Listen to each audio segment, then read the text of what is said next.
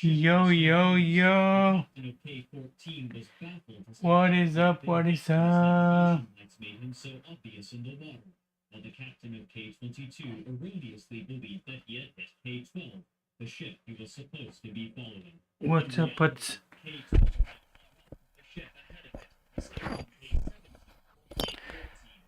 What's up, everybody?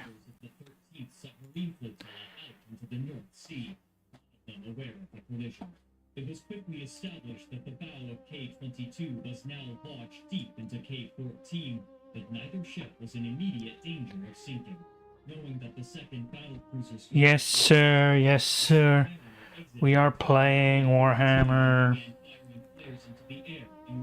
Finishing off this game that we started yesterday. We did a bit of a upgrading here to my terrain. I think it's much better now.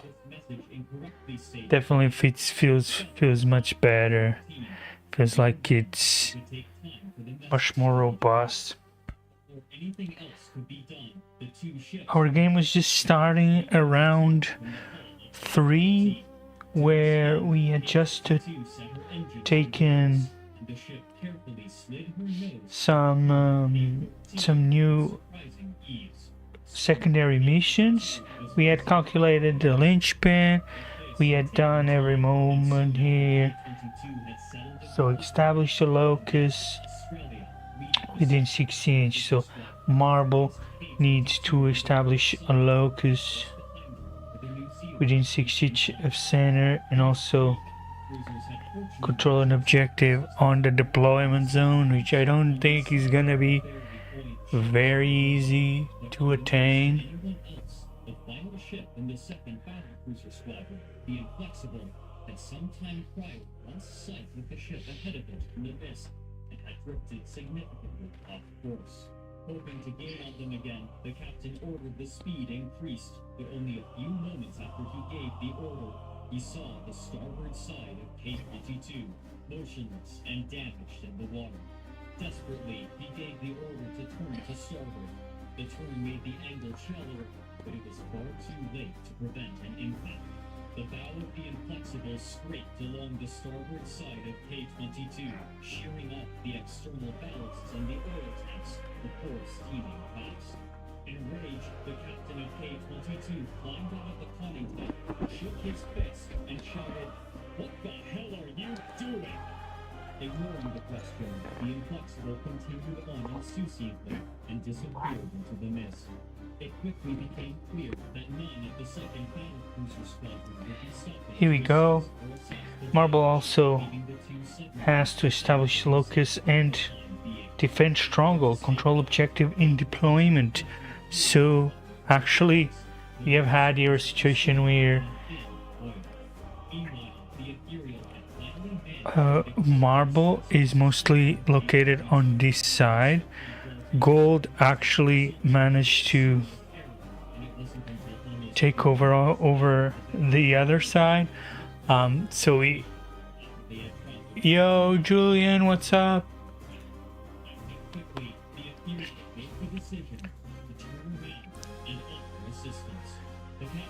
So we kinda did not manage to complete the objectives that we actually had for this mission, and most of all, so assassination, destroy one enemy character model, and destroy units. I think Gold has also a difficult position, but I mean, destroy enemy, that definitely is something that they want to do.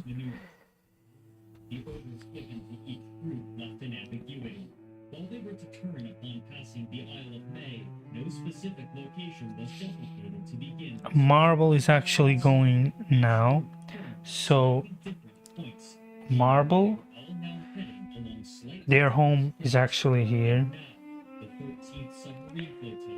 Gold's home is actually here. This Blade Champion had took control of the central objective, which is here, of course. I know some of these barricades are maybe hard to see, but this is a sort of a map. So this is a sort of one of the maps that we have.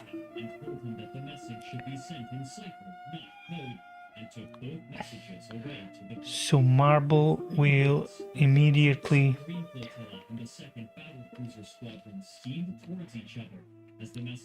so they have to establish locus. So something that we're gonna want to do is go again, study our doctrines, and of course by doctrines we mean the most important thing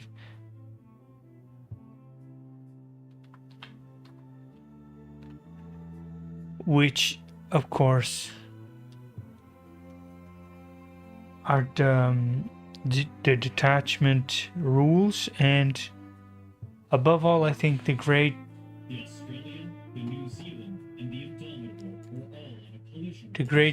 changer will always be the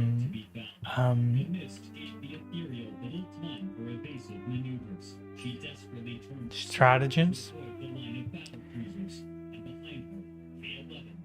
So that's what we're gonna have here open to continuously studying as you've been doing.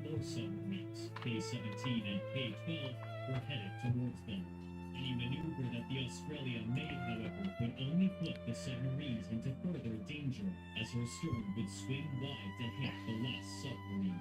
Therefore, it was left to the clumsy K-class submarines to evade the Australia on their own.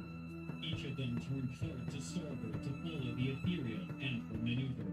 K-17 was able to make her turn just in time, but K-12 flew right up alongside the cruiser.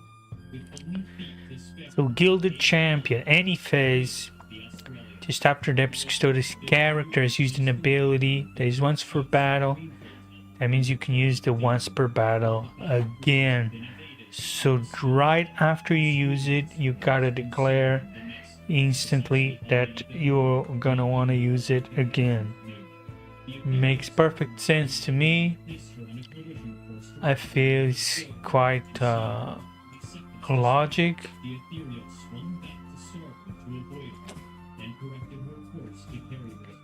Defiant to the last. When the Custodes of your army was selected as the target of attacks. So until the end of the phase, each time a model of that unit is destroyed, if they did not fight, you roll d6. Add 2 if it's a character. Oh,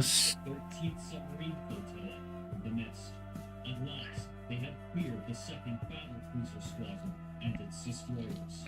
But the 13th submarine flotilla was far from safe.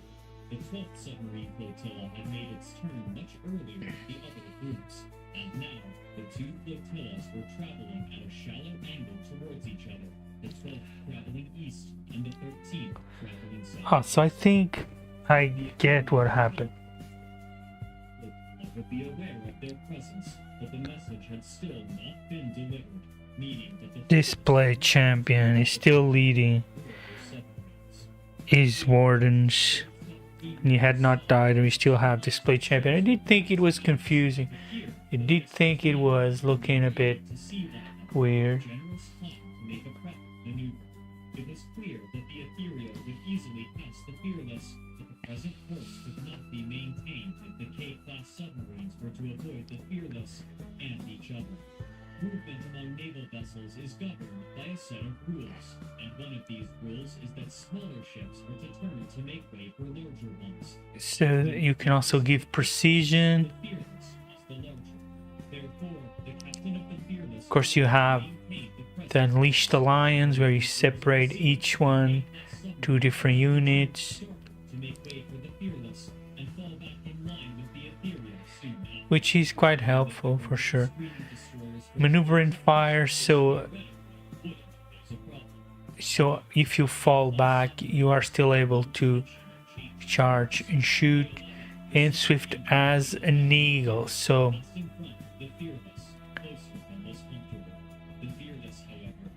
if you're getting shot, you can move out of the way. You don't need to go to ground. You can just pay to move out of the way. So it's important to make sure if you need to shoot enemies or not.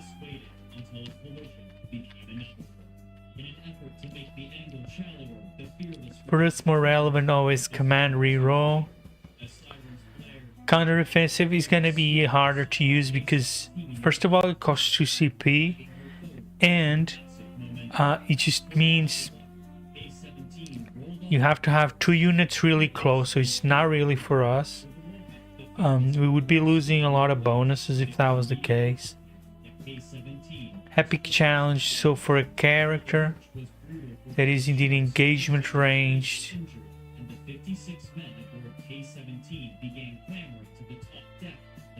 you can give them precision.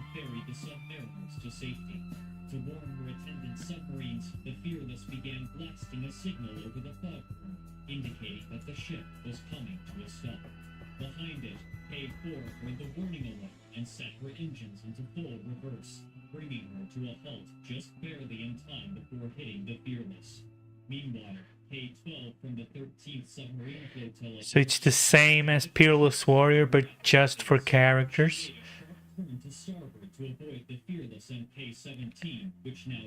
So our Peerless Warrior is much stronger than this one. We don't never need to use.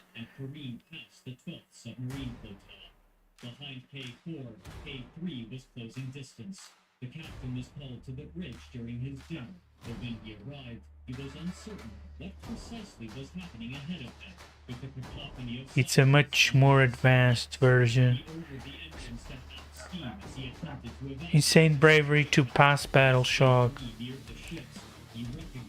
We don't need grenade, tank shock. Of course, fire overwatch for us is not very strong because we want to go to melee, but we can use it. Rapid ingress, definitely. It's cool to get in on the opponent's turn. Never gonna say no to that.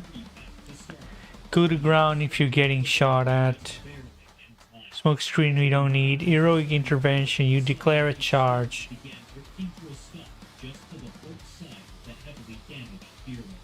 In the meantime, K6 turned slightly starboard to pull safely clear of K12, which was still attempting to run alongside the 12th Submarine Flotilla.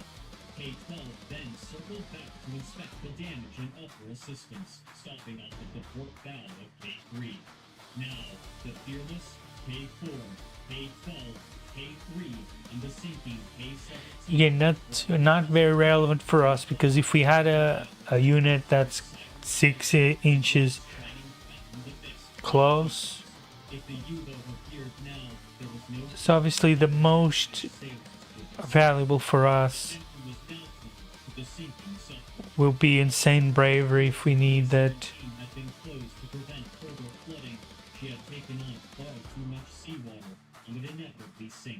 The water continued to rise around the 56 evacuees who jumped into the icy ocean, contaminated with black oil from... Command reroll, and The Fearless was now only a gaping hole, having been crushed. go to ground, fire overwatch. Those are the ones we need to worry about. Had been sealed, and she was apparently able to remain buoyant for the time being, likely attempting to... Usually the other ones we're gonna avoid. Behind this chaos, K6 was attempting to catch up to the ship ahead of it. During K3's desperate turn and... Maneuver and fire is actually very strong for charges with blade champions. But now, seeing a light through the mist, the captain ordered the helmsman to follow it, assuming that he had rediscovered K3.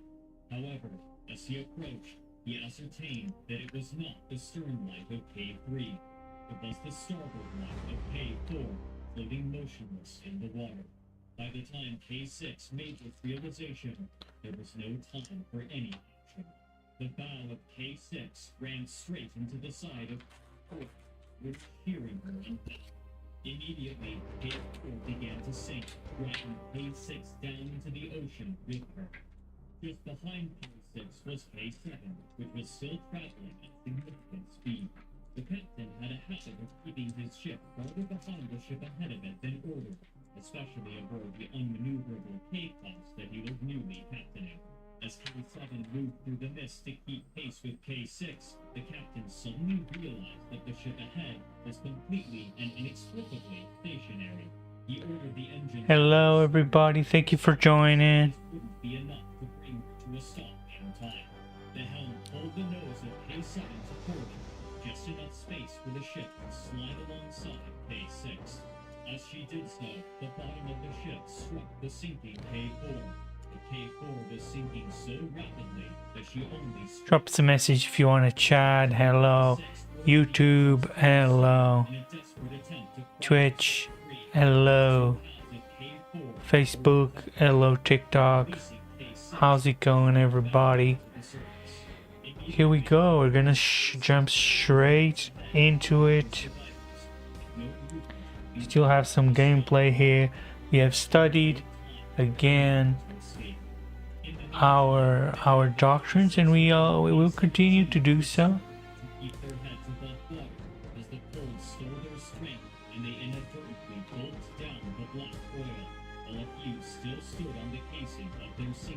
We'll continue to do so. It is in fact Marble's turn. Marble, of course, will have a lot of interest in establishing a locus within 6 inches of the center. Although they actually already have it, so they probably will want to use this turn to do it.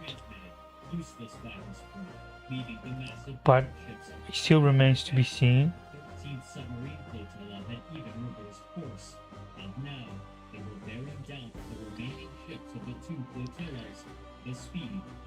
Pretty much this is Gold's.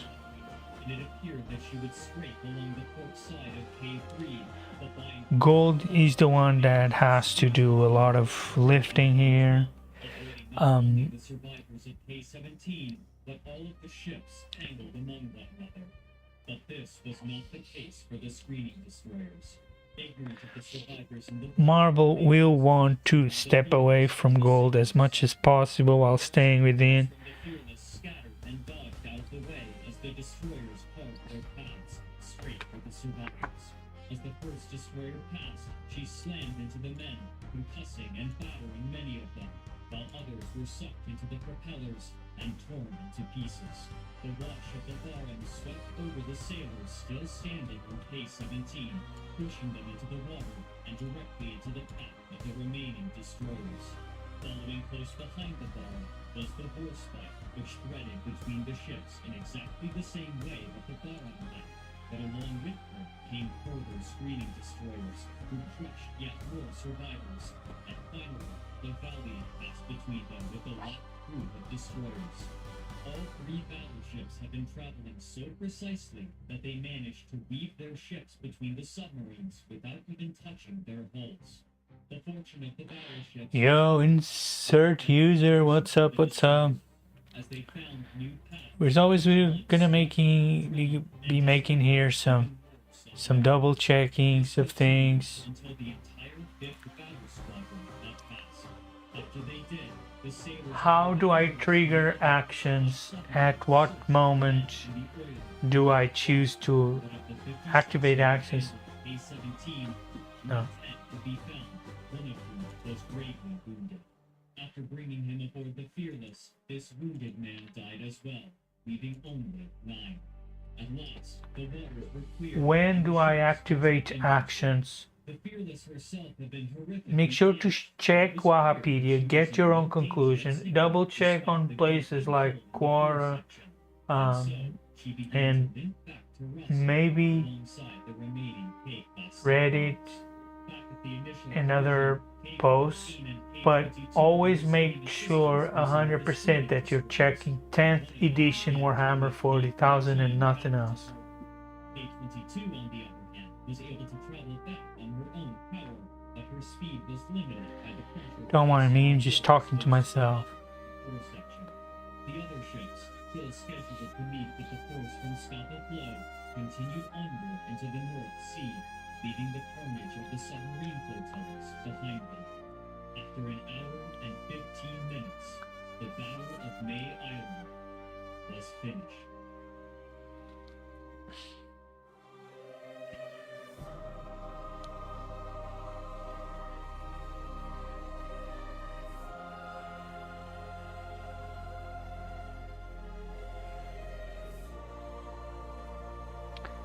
Immediately upon the return, Hello, Mihaida, what's up, what's up? Thanks for joining. discovered what precisely had happened. Many of the details were muddled and contradictory. Only a few things could be discerned for certain. Of the 9 K-class submarines that had left the Firth of Forth that night, 2 had sunk and 3 had been damaged to varying degrees, a casualty rate of over 50%. The Fearless had suffered crippling damage to her hull, while the Inflexible had lived up to her name and escaped with only scrapes. From the initial impact... So if I was leading a character such a Blade Champion, and he was leading Wardens, and all the Wardens died, but he survived, he didn't take no wounds, easy battle shot. No survivors were discovered after the event, and the vast majority of the corpses were lost at sea. The final death toll for the Battle of May Island was 104. Is E. Admirals agreed this matter had to be resolved both quickly and discreetly. After only 4 days, the court-martial began to determine who and what precisely was at fault. Despite the overwhelming complexity of the Battle of May Island and the myriad of conflicting reports, a basic timeline of what occurred could be ascertained, though the specific routes of certain ships remained in dispute. In particular, the inciting incident for the entire event was confounding. First, what were the 2 boats that had found themselves in the path of the 13th submarine flotilla, floating in the mist? Nobody with the force leading gossip was informed about other ships scheduled to be in the water. They were far too small for the enemy vessels. The immediate suspicion was that they were minesweepers, but when the man coordinating the ships at the Isle of May was brought to testify, his statements didn't align with the experiences of the 13th submarine flotilla. He confirmed that, while there were small ships out sweeping for mines at the time, they theoretically wouldn't have crossed paths with the ships from Rossman. Even more mysterious, however, was the mechanical failure experienced by K-14. No, perfect. The jamming of her helm. While the K-class was prone to sometimes extreme issues related to their construction and maintenance, there have never been What is the jamming, and nobody serving aboard the K-class established locus incident. mission text? Every mechanism from the helm to the rudder was performed, and yet every single test came back with the same result. As things were, no cause could be found for the jam, and it could not be replicated. In the end, while a few of the officers were reprimanded, this had little to no effect on their careers, and the reason seemed clear. The event had been so embarrassing for the British Royal Navy that the Admiralty was more interested in hiding it than remedying. Hello everybody, thank you for joining. How you doing? Please hit the like, please come hang out, drop us a message. The moral was clear.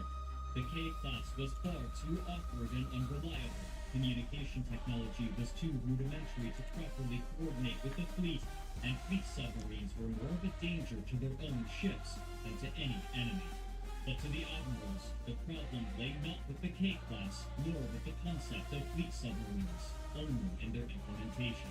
The performance of these large submarines after the war, however, did not bear out the expectations of the admirals. They never were to encounter the enemy beyond the one fruitless exchange of fire, and after a formal declaration of peace between the belligerents in the Great War, the K-class were assigned to coasts around the Atlantic. There, however, they continued to suffer mechanical faults, and dozens of the Grand Fleet's best mariners drowned as K-class continued to sink. Even still, the admirals were keen to make use of this submarine that was meant to be one of the great achievements of the Royal Navy. As such, a few of the K-class were retrofitted to have massive 12-inch guns mounted. Of course, what we're gonna want to do is The M-class. when we get to the right phase, we're gonna Already clumsy ships even more unwieldy. On December 12, 1925, M1 dove during an exercise and simply never resurfaced, drowning all 60 men aboard. After so many deaths due to the inadequacy of the submarines, the Royal Navy was finally forced to retire the remaining K-class, sending the majority of them in for scrap. The M-class, however, were retrofitted for new purposes. M2 was outfitted with a hangar to launch a single biplane with folding wings, while M3 was given a mine layer. But these alterations couldn't solve the extant issues with the hull. One day, while out at sea, M2 seemed to disappear entirely. Only hours later, a man aboard a ship who had seen M2 that morning casually asked if it was normal for submarines to dive backwards. He was told that it was not. It took 8 days for the search teams to be honest, Marble is hanging very sweet here. There's nothing It was decided that M3 would not be given the chance they need to do other than she was scrapped. The last of the K-class hulls just hang out. It's and with them the dream of the fleet submarine. definitely goals to chase, like I said. So The size of the K-class, and this time, when they did, they were running under nuclear power, and their we pretty much are gonna just stand exactly as we are. as the military operations were made public, those kept about the Battle of May Island remained sealed. The Royal Navy We don't need to do anything. the most basic facts about it. It wasn't until We're gonna go 76 years later that the directly to the shooting mission, establishing locus there. We're not gonna be interrupted. struck in Enstrucker Harbor. Long after everyone involved had died of old age. And they're gonna get then Has either been dismantled or rests on the bottom of the ocean, rusting and these 4 points. to those who served aboard them would seem only vivid. Defense stronghold, we're not gonna be able to do. We could have re-rolled because we knew that. Assassination, we still have to see if we could be able to destroy enemy models or not. There's a chance. No prisoners. We're hunting for units right now.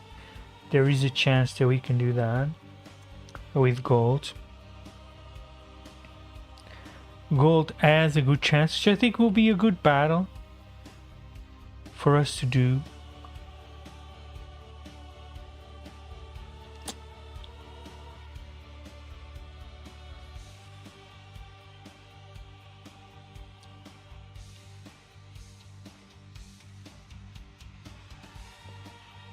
We're literally gonna go just to gold.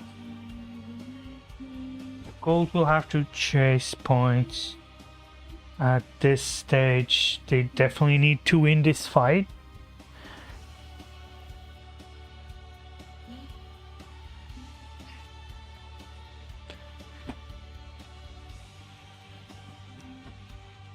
So let us check out our captain. This will be an interesting fight. So this is the shield captain on Dawn Eagle bike. He makes a normal 12-inch move, which is quite a lot. He's able to fight directly in a straight line.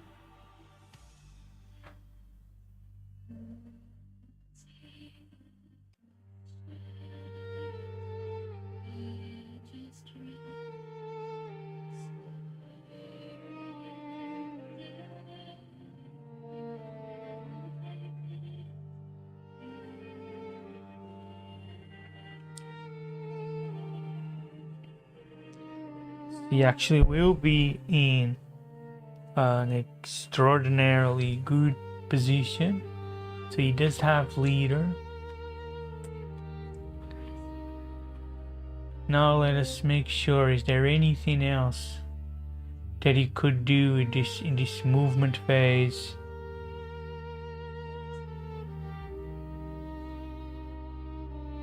So they didn't fall back. We're not in the opponent's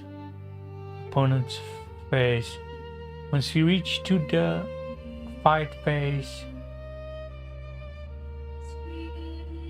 it's no point giving Imperialists or anything like that.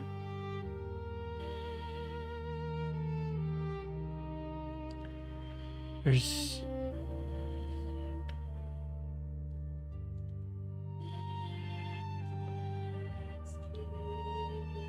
Marble has zero chance, where they probably will use Defiant to the last.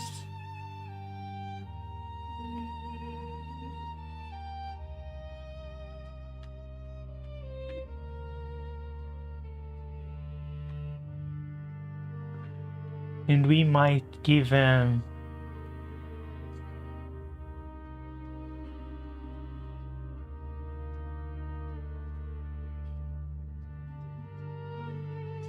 so he actually did miss that opportunity, because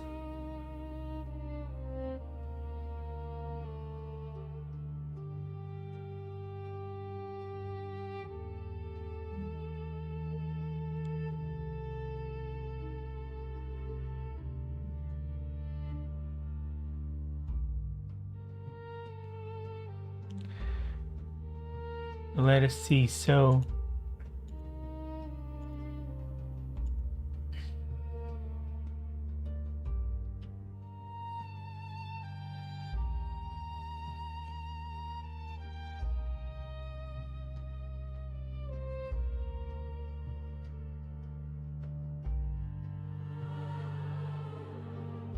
we needed to have immediately announced after using Sweep in advance that we would pay that extra CP to be able to do it again.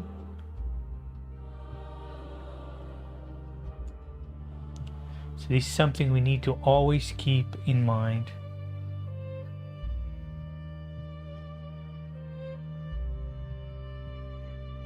We can use every of our characters every time. So this is something we're gonna do every time we do once per battle. It needs to be a reflexive.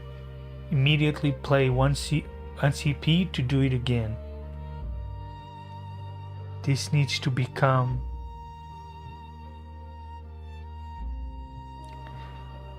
so. Of course we did our big normal move.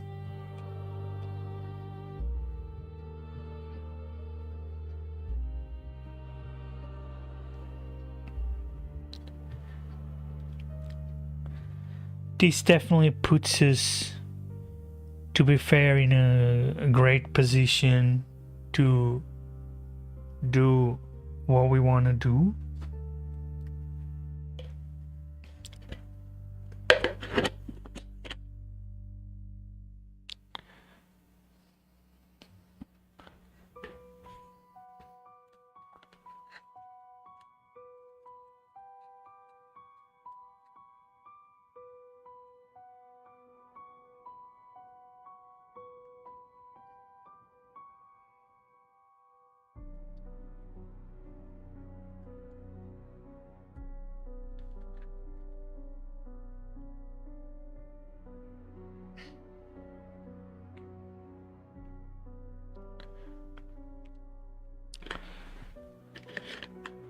Now on this movement phase,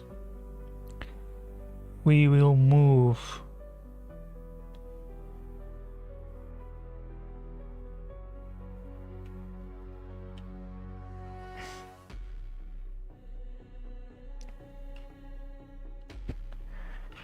because of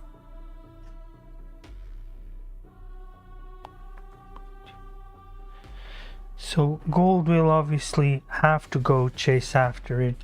There's still some battle to do, so we can still try and get some points.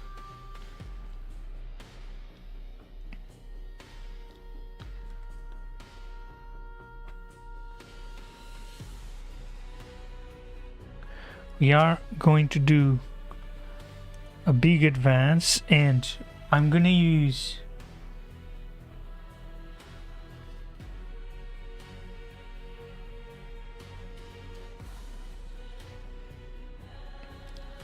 the once per turn ability of this blade. I'm gonna pay 1, and then he's gonna be able to do it again. That means he's able to make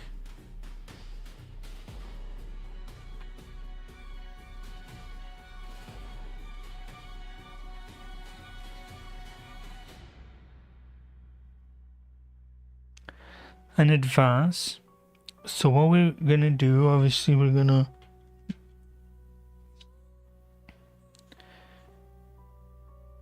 they can move 6. I already moved them way too much, but it is a fair chunk.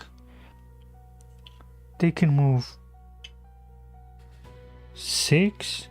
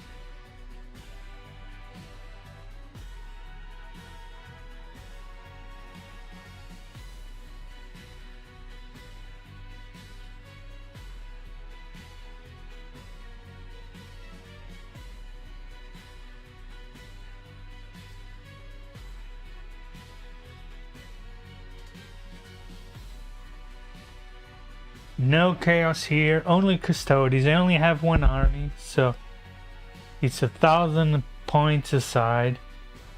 That's what we have. Thanks so much for joining. Kid Thunder, love the name Thunder.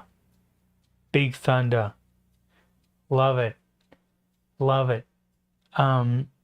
So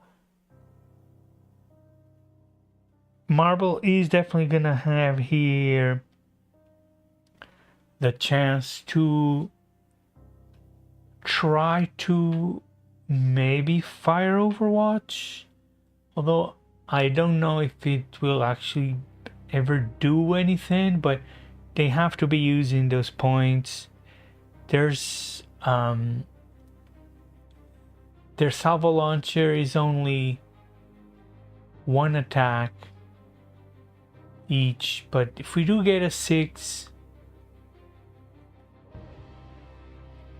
it might be worth it. Might be worth it. One question I have is, do we perform a normal move and then roll advance, or do we declare advance roll and then move our unit? For example, for a case of anti-fire Overwatch, if how does it work?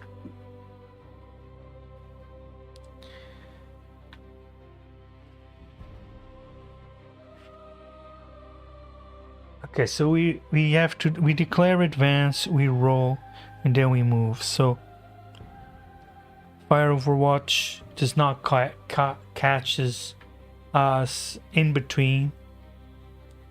Advance, we roll 1d6.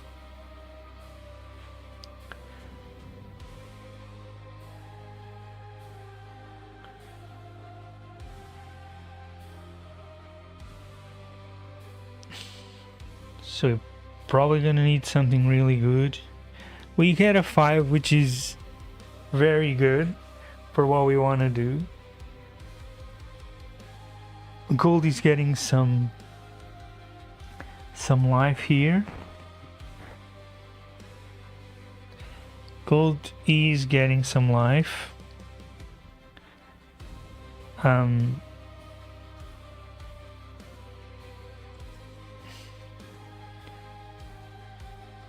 Extremely powerful combo when you have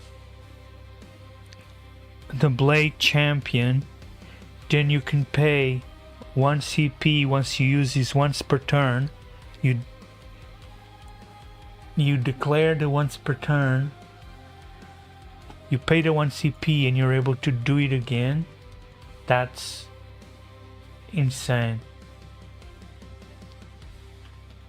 That is actually a very that's a very great combo.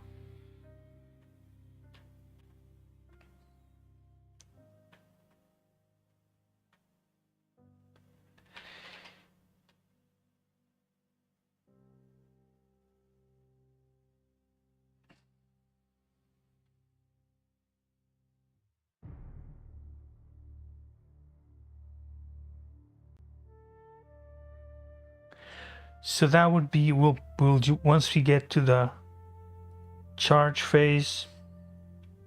So let me get that CP back. So I'm done with all my normal movements.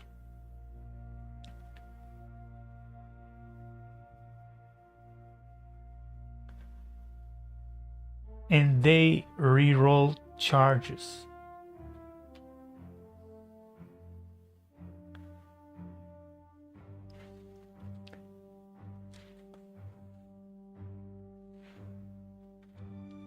Which is very interesting. So Marble is going to try their luck, of course, as they, at the end of our advance move, they are gonna pay 1 CP to fire Overwatch, hitting on 2s, hitting on 6s, and it's Snake Eyes. Absolute failure. Abject failure. We are in fact in a position to shoot at this point in time. Over here. And we will do exactly as such. So our 5 wardens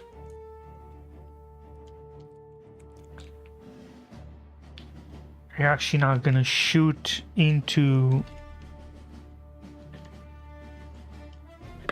maybe they will soften up. Yes, I think that's a better overall for what I need to do.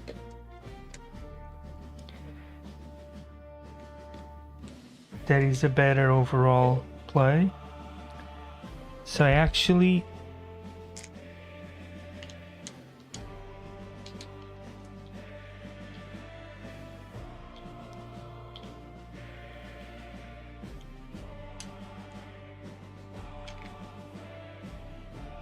need to check then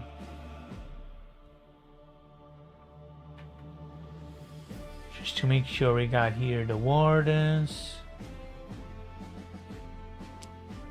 So that's 2 shots, Castellanax each. That's our 5. So obviously we're gonna roll 10.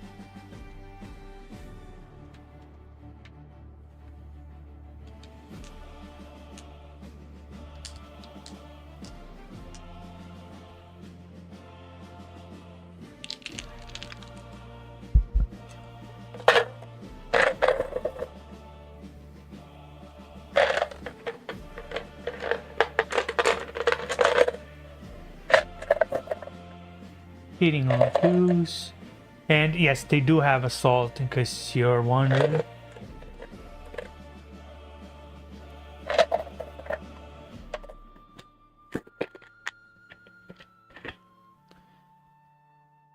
Hitting on 2s.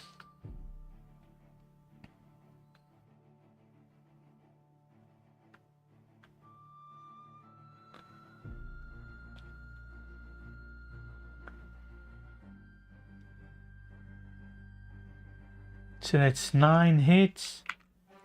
We have, of course,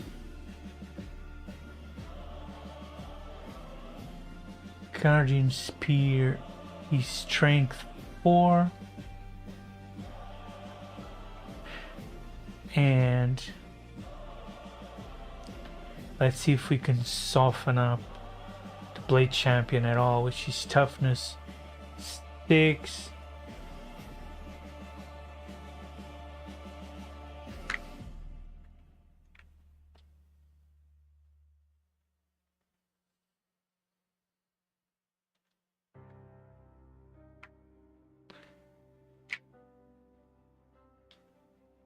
So hitting on 5s. So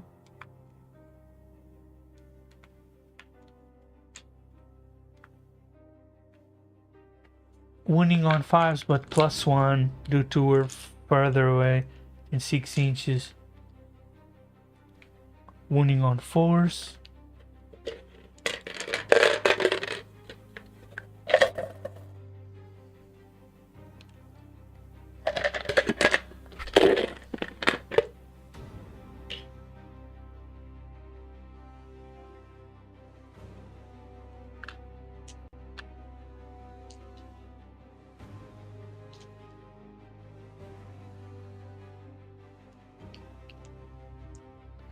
So that's 4 wounds.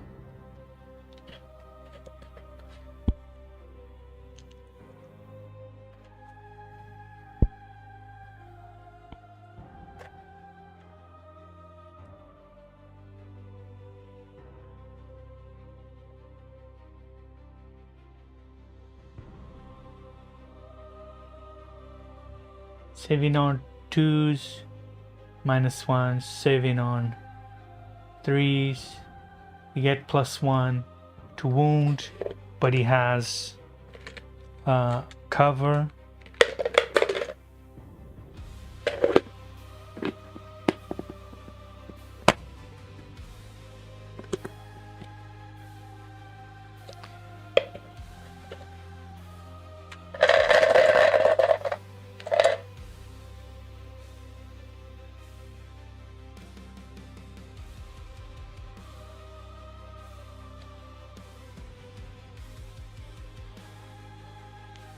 So he said saving on 3s.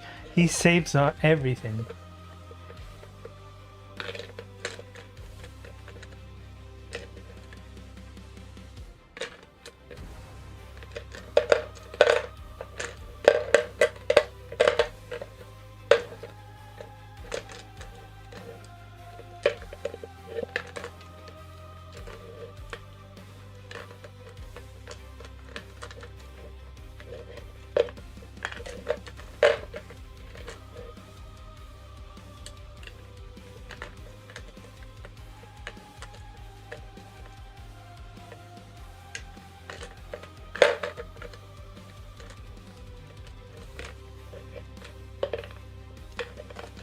No, he was actually saving on 2s. What am I saying? So yeah, he saved everything.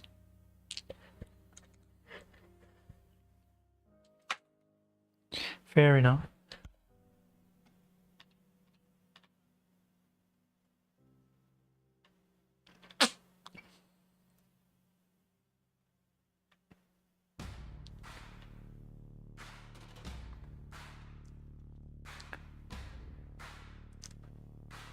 We're doing our salvo launcher. This is too noisy. I don't like this.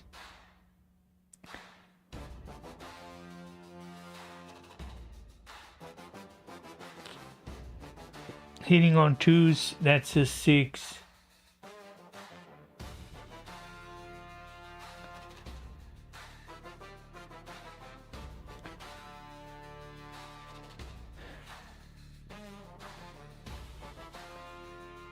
Someone's gonna eat a salvo launcher to the face. Strength. Then I just saw it and forgot it completely. Strength 10. Yo Jed, what's up? Strength 10, of course the blade champion is toughness 7. Toughness 6. We have strength 10.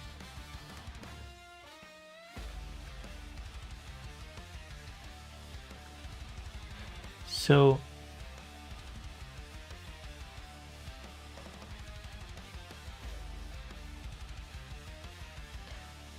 if it was the same, it was on 4. Since the strength is bigger than the toughness, it's on 5s.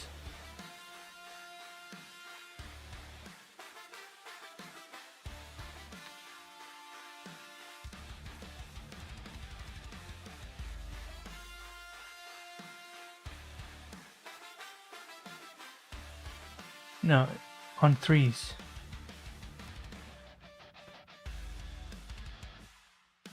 We're gonna wound on 3s. And it's a wound.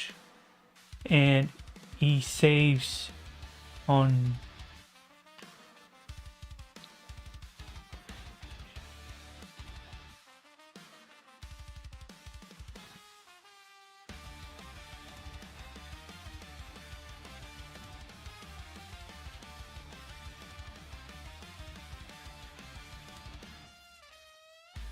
saves on 2s, but since we're separated, we get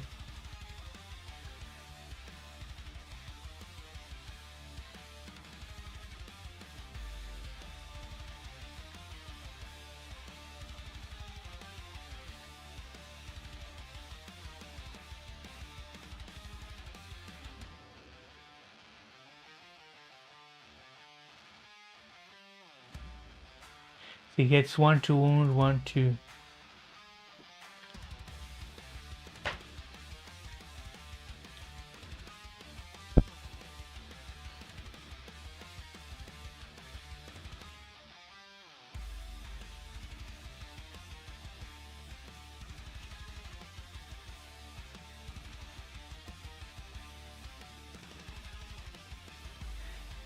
Ah, I was just getting so confused. Saves on 2s. We have AP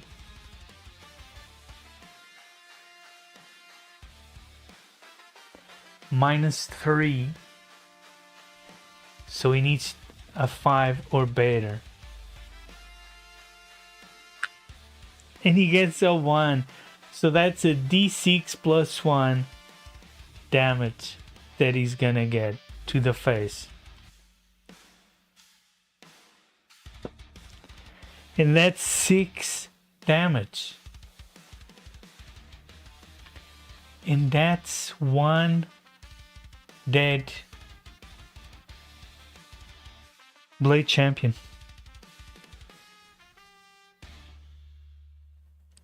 That it is.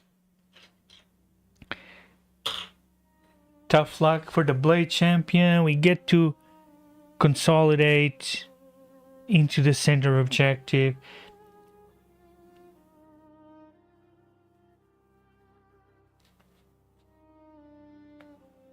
I'm actually gonna put it like this because just to demonstrate this is gold. This is looking that way. Although it doesn't look like this is gold. How you doing, Jed? How you doing? Thank you for joining. Appreciate you. Can you hear me?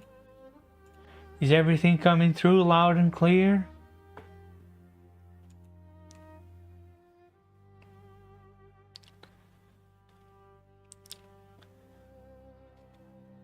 So the plot thickens. We actually got here a lot of what we wanted to do.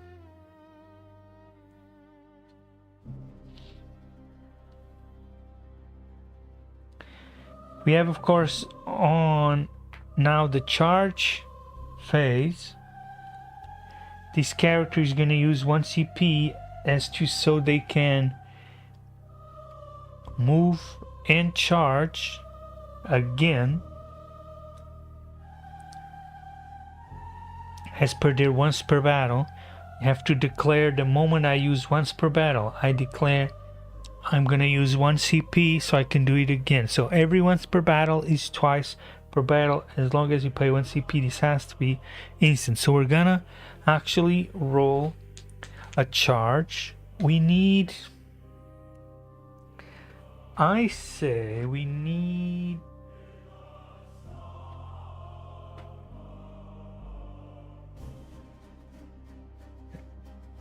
so I think we need 7 or 6. I'm still confused on that rule. Let me double check. To do a charge, I am at 7 inches distance from the enemy. Do I need a 7 to reach him, or do I need a 6 and that puts me in engagement distance?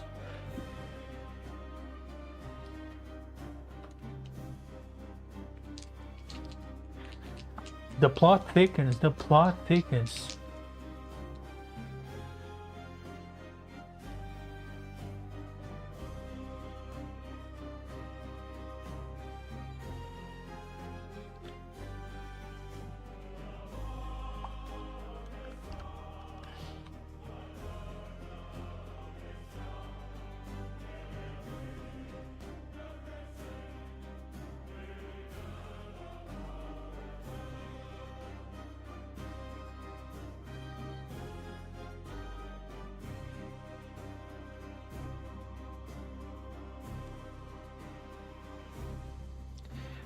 Within engagement range. That means within engagement range, that means exactly I need to roll 6 in this D2.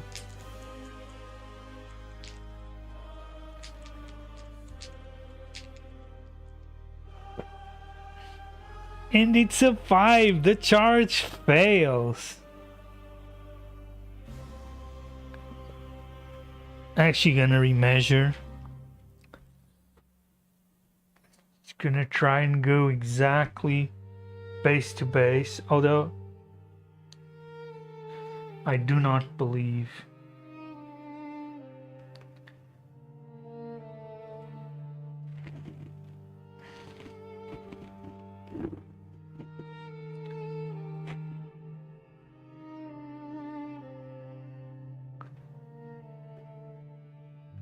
No, there is no way.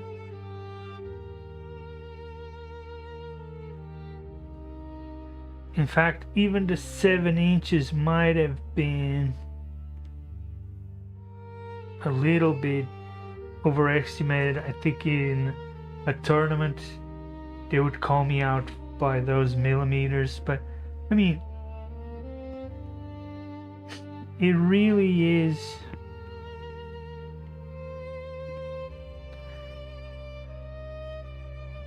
This thing is also really wavy. If I stretch this out, no, yeah, the 7 would be fine because you need to really stretch it.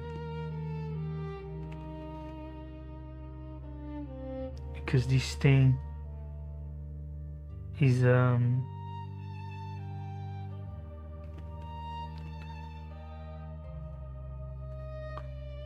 anyway, the charge did fail.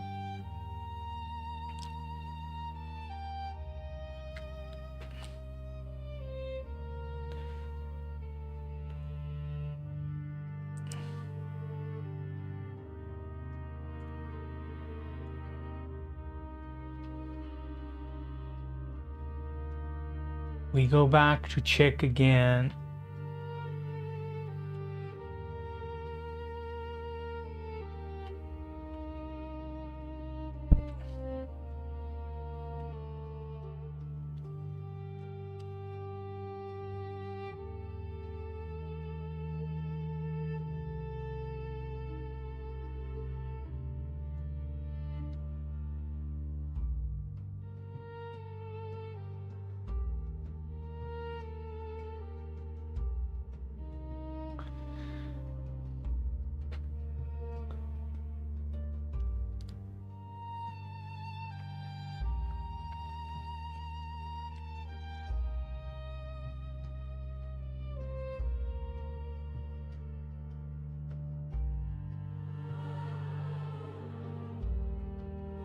We never got to that fight phase.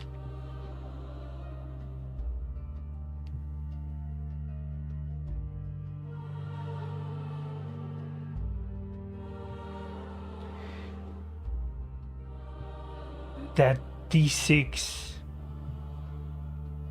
movement would not have prevented what happened, but we could have, just to try and make the charge more unlikely, but we would be giving away the center anyway. We would giving away those points to try to survive when we didn't know we were gonna die. So we could have used the Swift as an eagle, but we would much rather have survived and fought.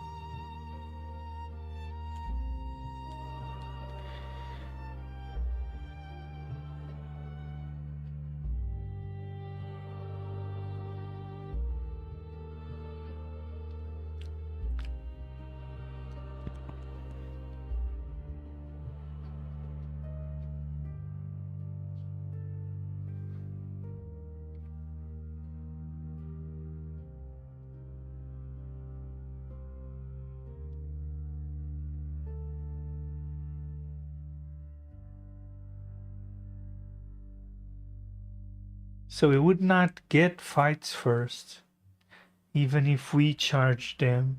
So it would not make a difference to an heroic intervention.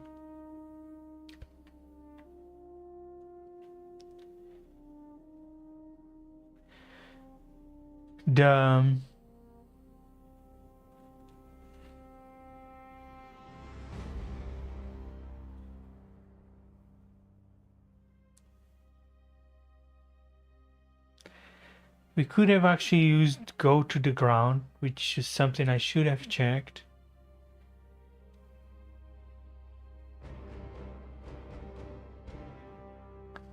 And he would have gotten the 6+ in Vaughn and cover throughout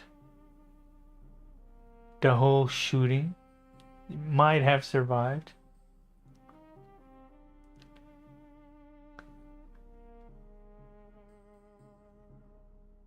With the cover, but I don't think so. But we should have, probably we should have. We should have.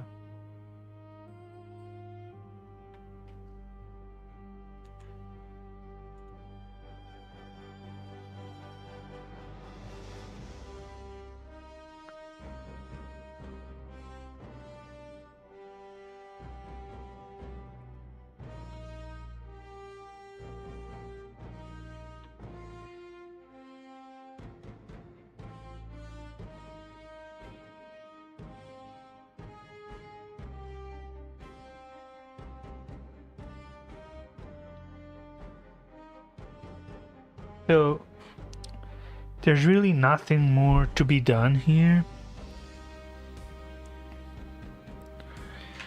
other than calculate the points. Gold went at it as best they could.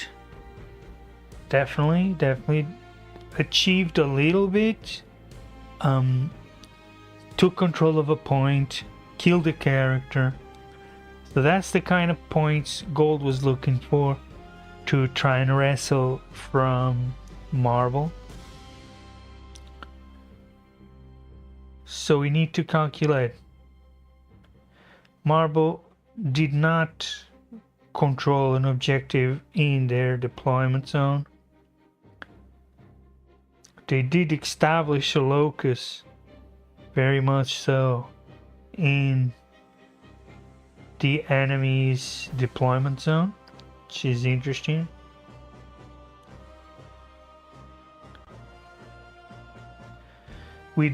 And Gold destroyed one enemy character in the Blade Champion, and destroyed one enemy unit, so that's 2 more points.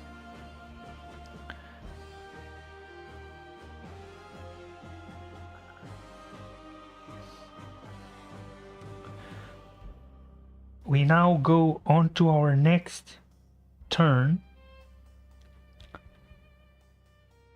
We both gain a CP. No. So we're going to round 4. Both of them gain a CP.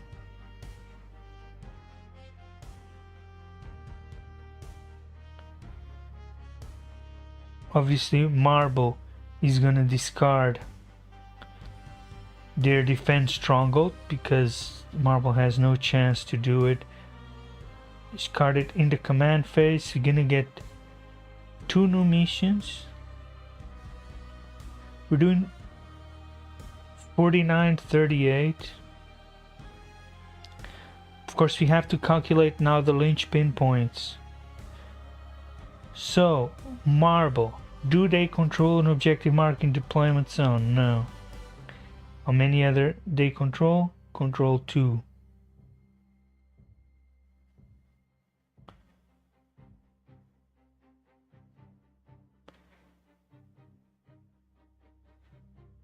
Linchpin, do you control? No. Control 1. So we traded 3 points to try and wrestle a little bit more. Definitely made more points with the assassination and no prisoners. We made 7 points.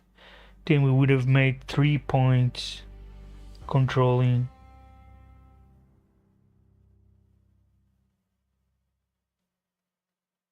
that. So it's definitely the right move. Have to attack. Have to try and do damage.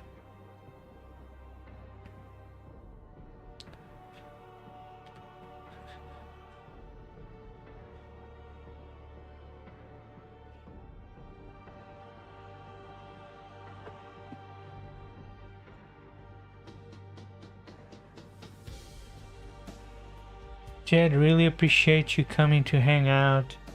Same for you, Kid Thunder. Thanks for checking out the stream. Really appreciate you.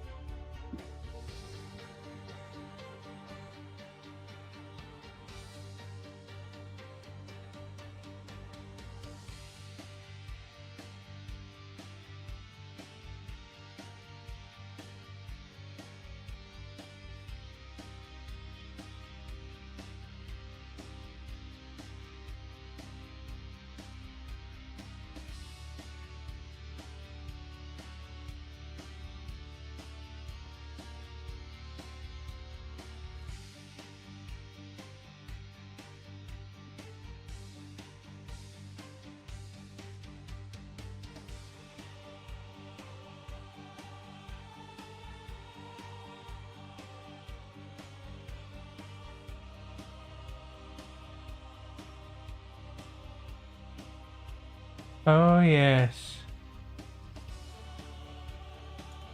Sound check 1 2. What is going on here? Yes, it is working.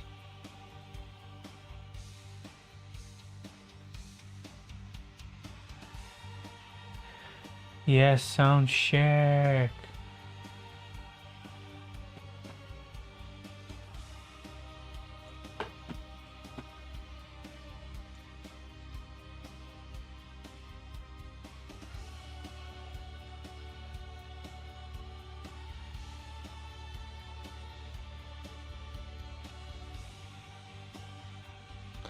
So let's check the missions that we get. Area denial. Friendly unit within 3 inches of center and no enemy. Friendly unit. So Marvel needs to control center. Marvel does not like that. Engage on all fronts. Units wholly within 2 table quarters. The outside observed, replete with jargon and references meaningful only to those who have spent years in the community. On occasion, mainstream news outlets will write articles about the results of battles involving thousands of players and virtual assets valued at hundreds of thousands of dollars. Massive exchanges in wars fought for arcane reasons between belligerents with undiluted backgrounds. People who spend their time in New Eden will begin to discuss their experiences in the game and their participation in historic events, but their gravity is often difficult to fathom for those without the same knowledge or experience. Others endeavor to chronicle particular aspects of its history, such as harrowing acts of subterfuge and its ever-shifting borders and alliances. Many who hear about this world agree that, while fascinating, they would never attempt to join it themselves, citing its complexity and depth. And so, for most, a single question remains. What is EVE Online?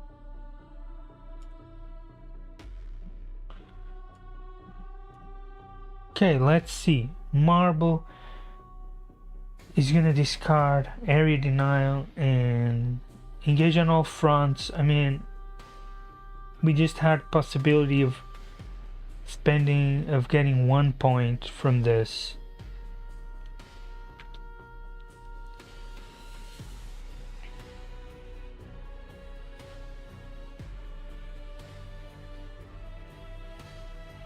I mean,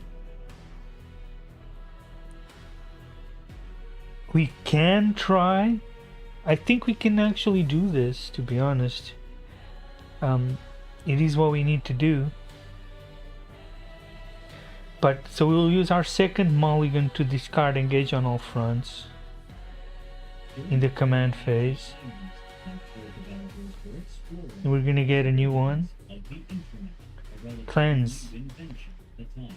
Cleanse 1 objective marker. Cleanse 2 objective markers.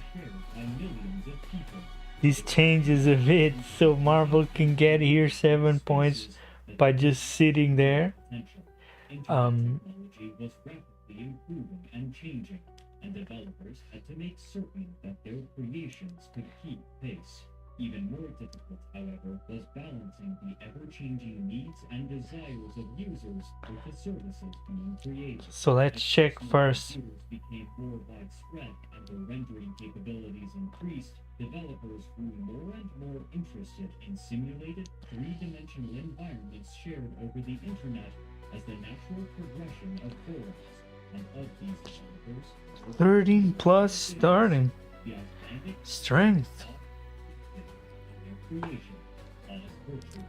During the preceding decades, cyberpunk novelists had envisaged How much starting strength does Blade Champion leading 5 wardens have? inspiration to create worldwide web browsers that allow users to explore websites in 3 dimensions, utilize the coding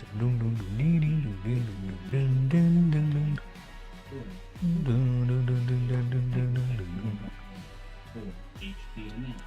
Founded in 1994, Oz Interactive sought to expand upon this concept and offer a formal web browser that allowed users to interact with other users who were visiting the website at the same time, with each person represented by their own 3D avatar, and even allowing for simultaneous voice communication.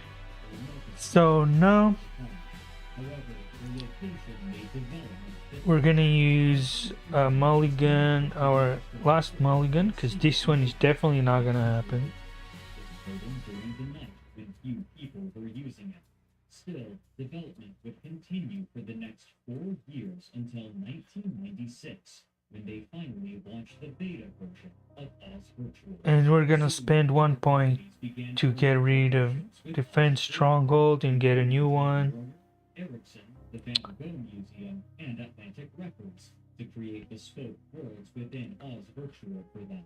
Most notably, Intel cooperated with Oz Interactive to reach Sabotage. then utilize a motion capture system Oh, so you be able to get 6 points over there. in both the real and Um, virtual spaces simultaneously. However, Okay. they soon realized that the concept of Oz Virtual, like many others of its ilk, was a product developed too early for the market. So extend battle lines, control objective As well as in no man's land. left Oz Interactive to found They do, but we're only gonna get 2 points. So even if we do sabotage, CCP, where this small group had once spent their time developing because we are in the opponent, so we can get 6 points there. finished product. And so they decided that they would develop something remarkably different, a board game. Leveraging the design experience of its initial members, they quickly constructed their game, which they christened Titusspiel, or That would give us 8 points to gold, but that's not enough the game's to win the game, but that would put us very close. Of course, they would be doing points as well. addiction to various substances. Core to the game's mechanics was a focus on sharp consequences for failure and the ability to interfere with other play.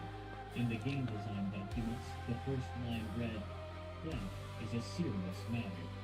Hyperspiel was widely successful in Iceland, and soon it had sold a copy to 1/8 of households in the country, bringing this small, independent company of designers a significant influx of capital. But rather than continuing to make board games, the company returned to the concept that had driven them to work together in the first place. How does the clan's mission work? It was too early for its initial purpose. They envisaged a game made with the same concepts and some of the same technology.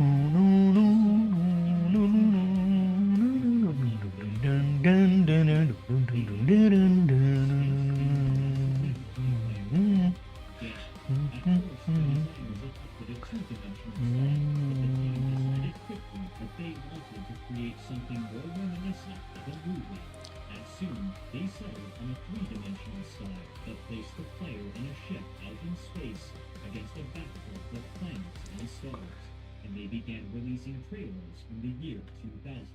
Publishers were initially unwilling to believe that the graphics in the trailers were rendered in real time, but after they had been convinced, CCP was able to secure the funding they felt necessary to make the game that they wanted, which they named EVE Online, the second Genesis. Their ambitions, however, were far more than graphical. Supporting the core gameplay would be a complicated system of economics described as hyper-capitalistic by its CEO. All resources available in the game would be gathered, traded, processed, and utilized by players with little management from the company. Like their board game Titusspiel, the first line in the design document read, "Death is a serious matter."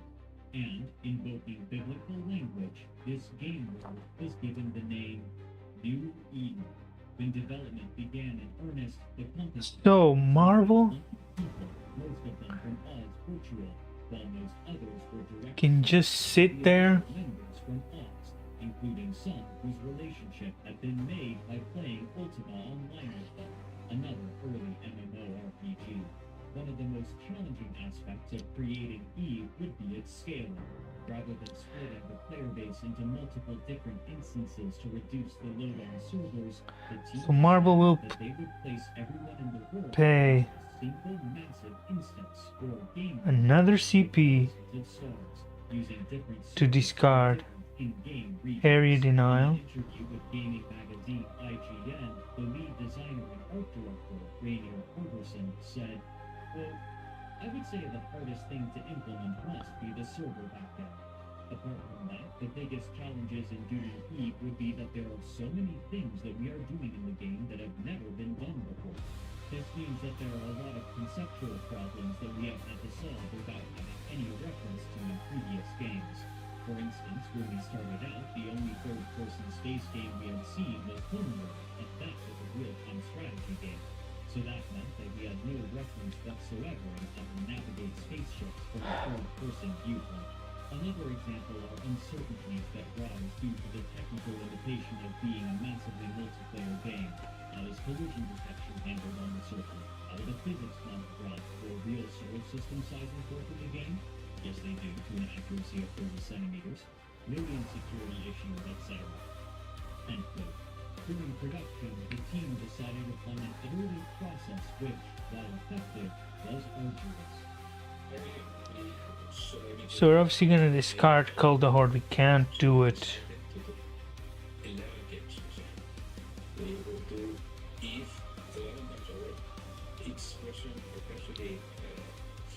Moving forward to Mango, but not try to do it in more stuff. So the first One vehicle or monster unit. We can't do it. we moved over to free to play, and we added all the content which had been created, and then we sort of added on and on. Probably did a total rewrite 5 times, and partial rewrites about 6 times. And for each rewrite we did, there were some components that were good enough to make it across the rewrites. But the first 5 versions were almost rewrites from complete scratch. Still, the developers determined that they would be able to overcome this and every other challenge in due course and with time to spare. Their confidence, however, would prove misplaced. At first, the team at CCP believed that they could deliver the game in late 2001 or early 2002. Wait, assassination gives the same for destroying one enemy character model or all? So what's the point of all? You just need one to get 5 points. Doesn't make any sense. What am I missing? And informed their staff that there was no more money remaining and that they Bam bam bam bam bam bam bam bam bam bam bam bam bam bam. the time the company was running out of money, which I think gave people this belief. We kind of had this feeling, well, we might actually pull this off. Of course, we believe that there's a difference between believing and hoping, a term from hope to belief. End quote. This team would continue work while management scrambled to find more investment funds. After 3 months without pay, the company was able to reach a deal with Simon & Schuster, a publishing house primarily known for books, who was attempting to expand into the field of games. This company offered to provide the funding necessary for CCP to finish their game, but the development speed necessary would be extreme. For nearly a year, the employees would all work brutal hours, sometimes 100 hours a week, desperately attempting to finish the game before the money ran out again. It was during this period that a small cadre of players were able to test the limited version of the game for the first time. For many, the concept of Eve and its simulated world of New Eden were a dream made manifest. While Eve promised many possibilities, there was no prescribed definition for success, leaving players to define success and failure for themselves. Eager to explore this sandbox, space game enthusiasts congregated online to have a chance at testing the game early. Game development is often divided into 3 phases. An alpha stage, where the developers are still experimenting with mechanics and features. A beta stage, where the game's core mechanics... Okay, so it is repeatable. Okay, so marble. Some studios allow and encourage prospective players to have access to the game during the alpha and beta stages to test features and search for bugs in order to, theoretically, have a more polished release. And this So marble space games, whose players wants to cleanse objective markers spending significant amounts of both time and destroy one enemy character. And here, the space game enthusiasts found a system effective for exploration and experimentation. The first and most important aspect of each ship was its hull, which conferred different benefits depending on its size and specialization. Among myriad other smaller factors, each hull also had its own capacity, which, like mana or stamina in other games, will be depleted as the ship performed actions, such as firing weapons, repairing allies, or mining asteroids. But in order to perform these actions, the ship had to be equipped with components, and each hull had a certain number of slots for these components, which were divided into 3 types: high power slots, mid power slots, and low power slots. The high power slots were typically where the most defined If I get located, missions that I can't complete, kind of physically damaging weapons. like physically impossible in this or any turn, do I get to free get another one? Or do I pay 1 CP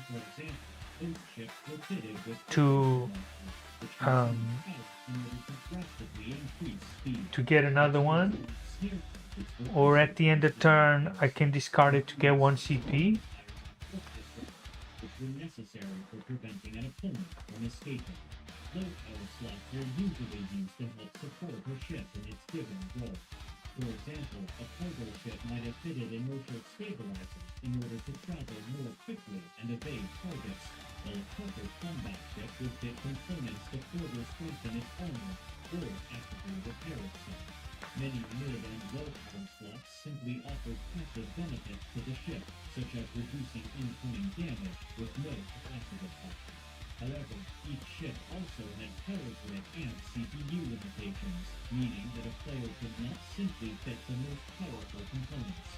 Rather, they had to carefully balance the different components to create the most powerful combinations to the lowest cost possible. Once completed, flying the ship itself was a relatively simple matter. Nearby objects could be selected in a window on the screen, allowing them to approach it, orbit it, keep it at range, or target it.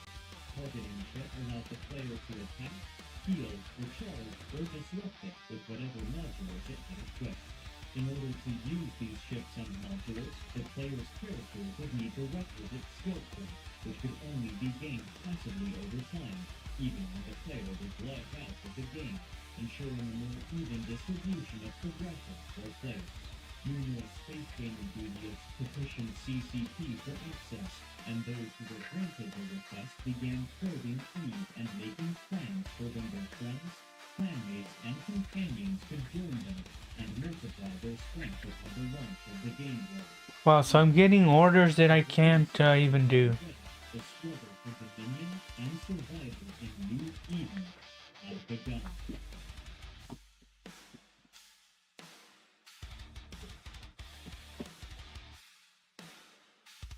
Who's giving me these orders that I can't even do? Like, what's the logic?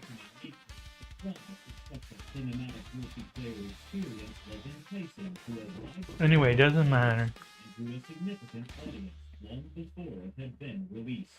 Starting on October 24, 2002, a blurb appended to news releases would proclaim that the game would, quote, allow up to 100,000 gamers to compete simultaneously across a full 3D galaxy of 5,000 solar systems.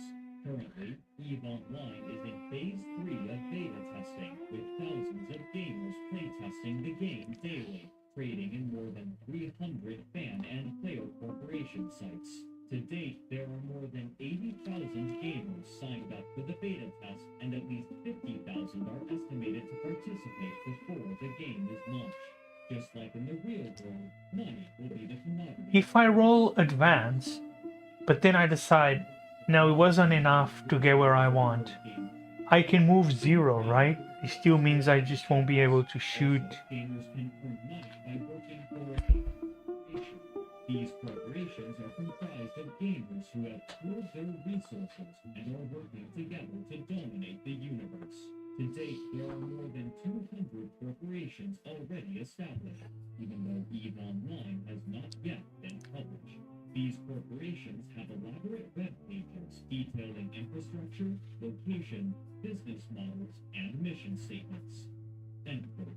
While this blurb emphasized competition in EVE Online, many were more excited about the concept of participating in a perpetually running economy where the goods that they harvested or created would be actively used by other players. It is really free for me. Gives them a lot of possibilities. Maybe a market operator, maybe a transporter, miner, you can operate a factory, you can research, you can operate a big corporation, you can have a career within a corporation about being by being the military arm or being the accountant of corporation. And the current games just Stop with the shield, Captain. 5 wounds, we're so past that. Focuses on building society and supplying the tools and the rules to it. At first, these news releases announced that the game would be launched in March of 2003, but again, the studio needed a delay. In a press release, the art director Rainier Henderson stated that, quote, "We have always stood firm on the commitment to release Eve only when we felt it was time. Although the game is nearly finished, we felt it would be best to hold on an additional 6 weeks.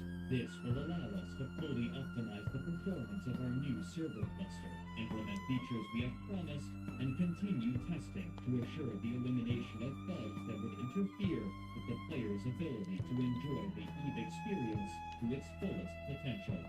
End quote. These delays likely made prospective players nervous. Space games at the time had a notorious history of ever-extending delays and under-delivering on promised features. However, the iterative nature of MMOs such as Eve meant that any missing features could be added later. And because many players were able to test the game early, they could see how many features were being tested and what would likely be available. As promised, the team at CCP were able to meet their release goal and had sent the client to be printed by their partners for physical release in late April. And finally, on May 6, 2003, players were able to play the final release of the game, which featured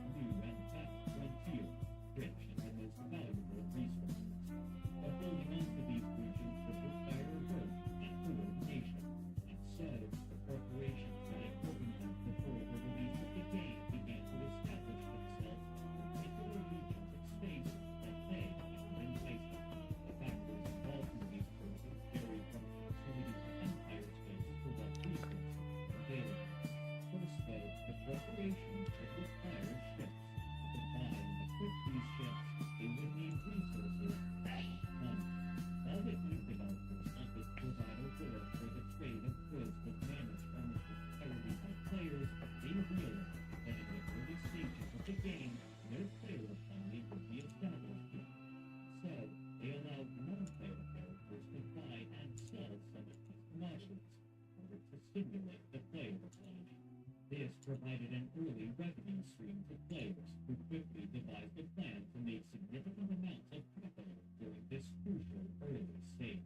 This plan was based around the daily server downtime, which occurred at 11 a.m. UTC. Andrew Groen detailed what he called the merchant races in his seminal work on the history of New Eden named Empires of Eve. Quote, back in the earliest days of Eve, one of the best ways to make money was by buying and selling commodities at different prices across the game.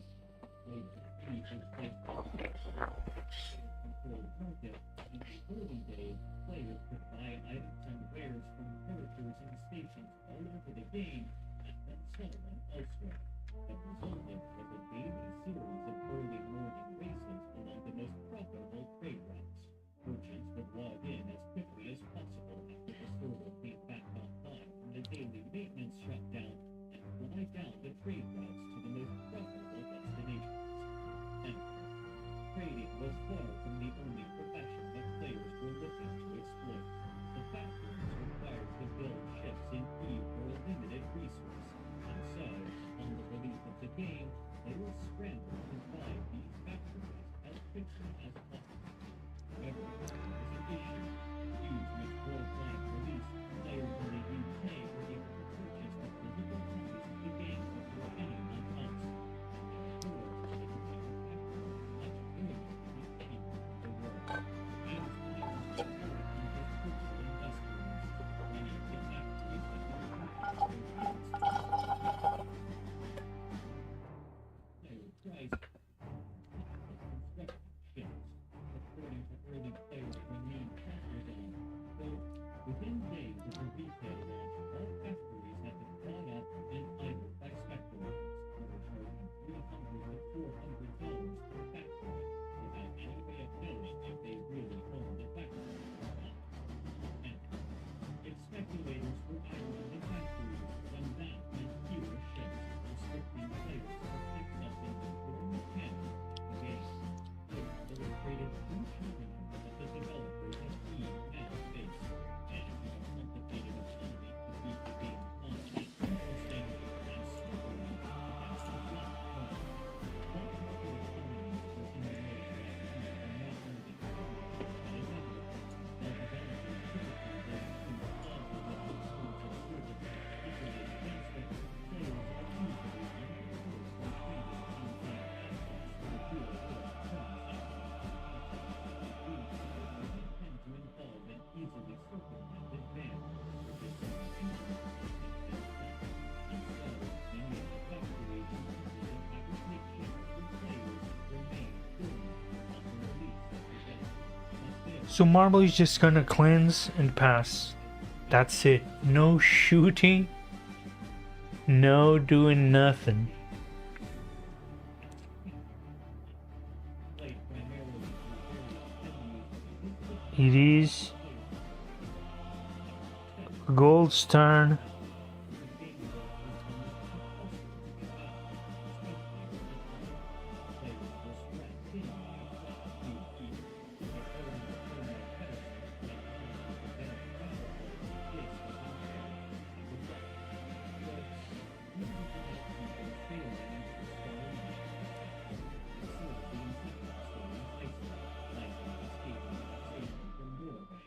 hoping that there's a new land somewhere.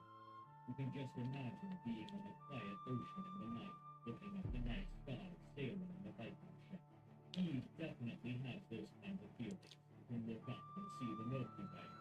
So the inception, the game, and the country are not far apart. Iceland is this place that really wants things to live. You get a very distinct feeling of that. So it's done. I mean, obviously, Gold has no chance of achieving enough objectives. So Gold completely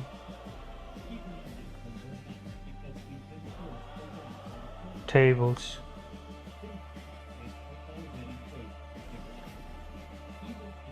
Mark is finished.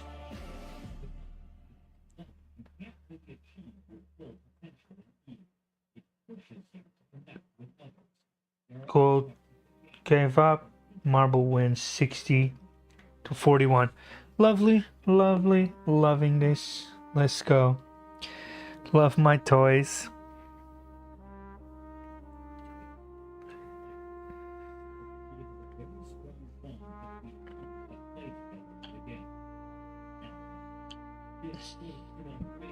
Let's get a new game.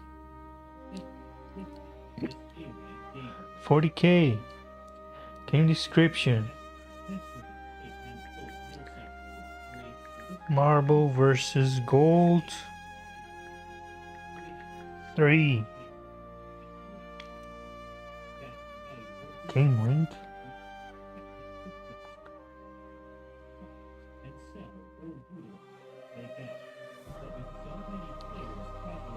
Chapter proof 2026. Scoring normal.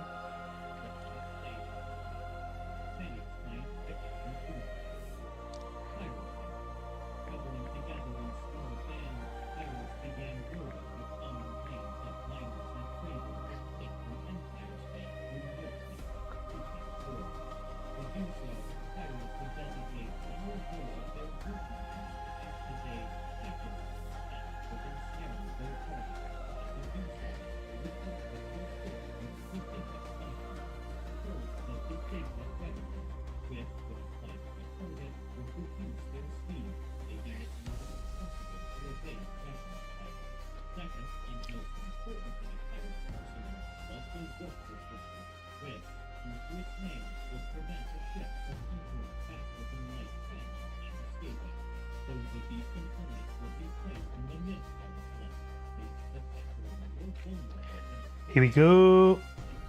Mission B, supply drop, tipping point.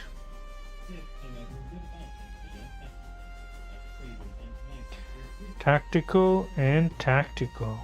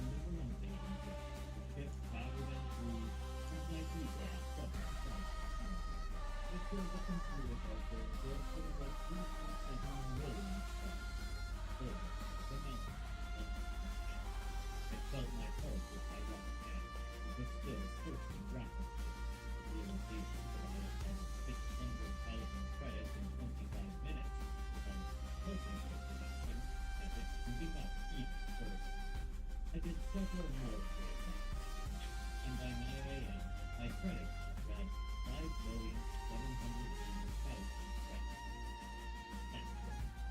No matter what tricks were discovered, however, piracy remains a lucrative trade due to the heavy traffic the lanes choose to haul ore.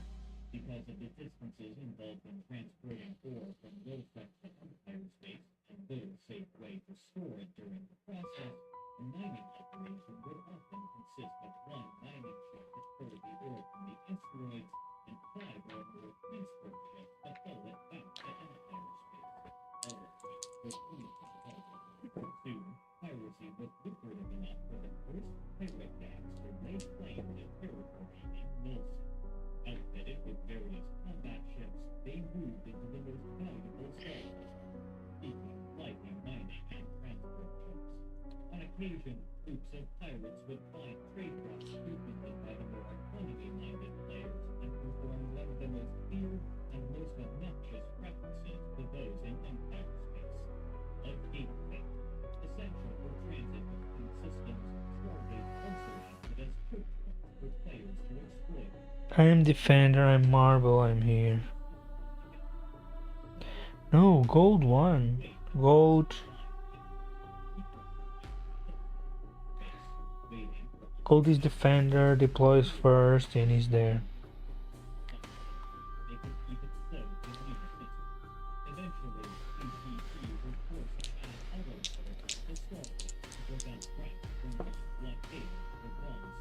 Marvel goes first.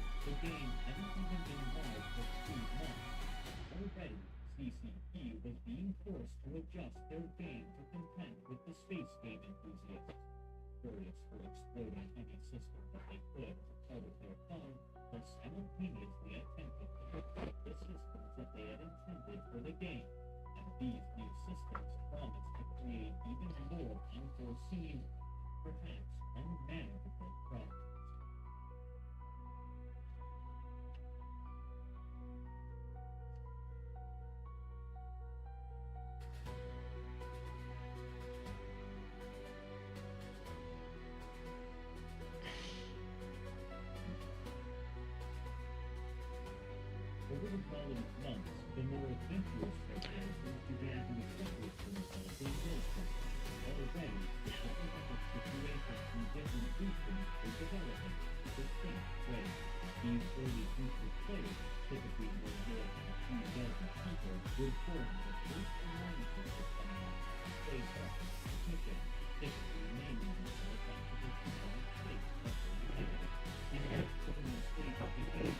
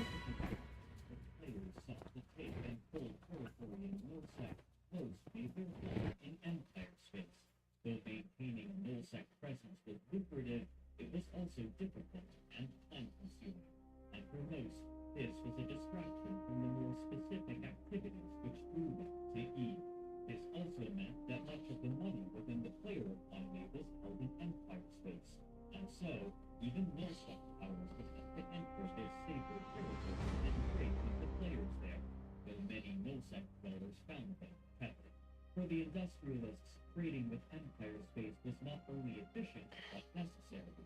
While the most valuable materials were in Milsec, the basic materials required for all ships could only be found in Empire space. And so, it was impossible to maintain a Milsec presence without some sort of supply line to HiSec and LowSec. This meant that these two worlds of Eve, while in most ways separate, were fundamentally connected. While the flow of resources between the two was material, the most stark example of this interplay was illustrated in the mercenary corporations.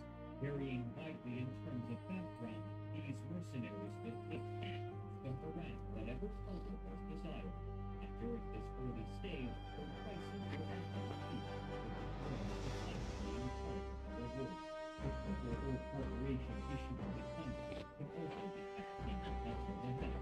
In this way, and all enemies without any fighting.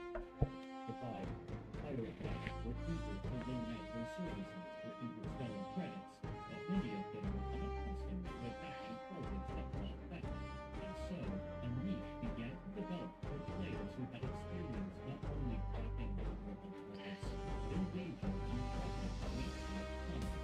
As the demand increased, various new mercenary groups were beginning to form, often in ragtag clusters of players who were more familiar with the practices. Zero. At some point, it was simply enough for a player to be familiar with combat to construct a supply line before economy arrangements for resources and allow for competitors to proceed. Such aggression meant that most every corporation should be prepared for a fight. So, they began to look for methods by which to defend themselves, along with hiring their own mercenaries to protect their ships, meaning that anyone paid to disrupt another corporation had to expect pushback. While miners often weren't familiar with the finer points of combat, many already had the most important equipment necessary to participate in a battle.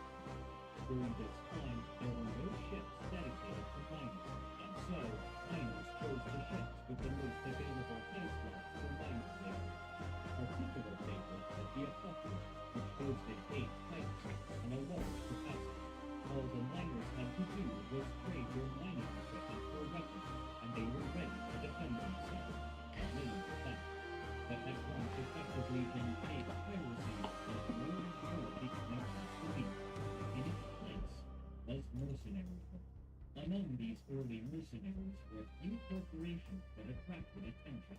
Unparalleled were the Masters of Omen, or Mu, who had become infamous after their gatehead in Mara Asari had shut down trade in the north for weeks. There were a few smaller corporations that were beginning to gain a reputation, namely Body and Ink.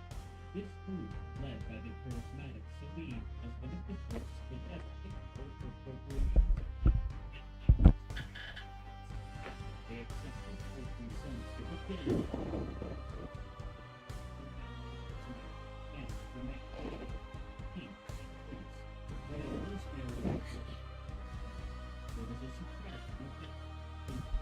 Never resulted in the permanent death of players, it was possible to fight against particular enemies repeatedly, and as they did, they grew familiar with one another, especially those who could fight exceptionally well. Such exemplary pilots would sometimes impress their enemies so much that they would be invited to join those they had fought. And so, a portent of EVE Online was discovered. In the words of Celine, quote, "The best way to recruit people is by shooting them." And so, the best pilots in the game began to conglomerate into groups and charge hefty prices for their services. Prices that corporations were more than willing to pay in this key moment in the history of the economy of Eve. During the production of the game, one of the envisioned roles in EVE Online was that of a trader, traveling from location to location in order to find places to buy goods low and sell high based on an asymmetry of information. Players would only be able to see the goods on offer in their current region, and then they would have to travel to the station where the good was being sold. As players traded with one another and the player economy began to establish itself, the need for a centralized hub of commerce grew. In order to maximize visibility and convenience, many chose one particular system from which to base their trade. ULI was a natural choice, given that it was a high-security system with the maximum value of 1, meaning that trading there was remarkably safe. But more importantly, it resided at the precise center of Empire space, making a trip to ULI a reasonable distance, no matter where a player was. Soon, all manner of players were traveling to ULI in order to buy and sell goods, and almost anything could be purchased there. This posed a problem. So many players in the system taxed the game servers heavily that too many people began to use ULI as a trade hub, and the servers would be unable to accommodate them. But soon, an even greater existential threat to the game would appear. So I actually think that's a great moment to end the game here, just before we deploy.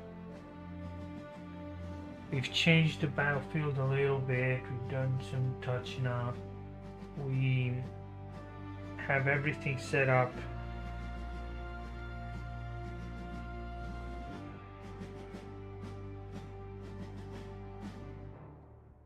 So marble,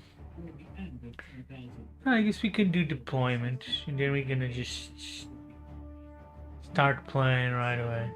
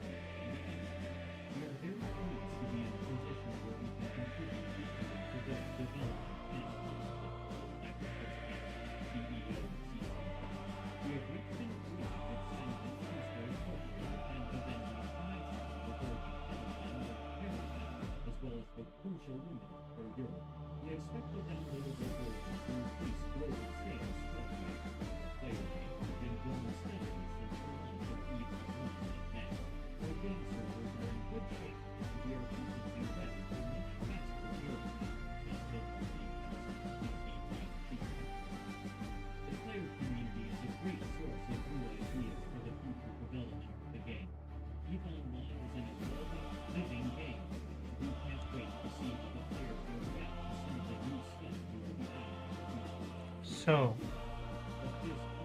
gold.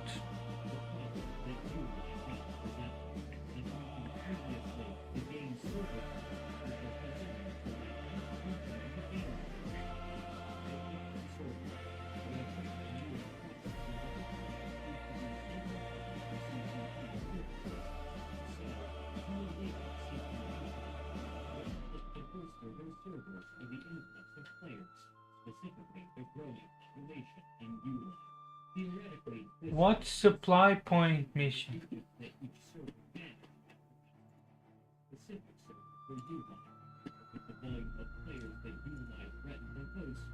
What's the supply point mission? What's more, players were beginning to discover exploits that threatened their faith in the game.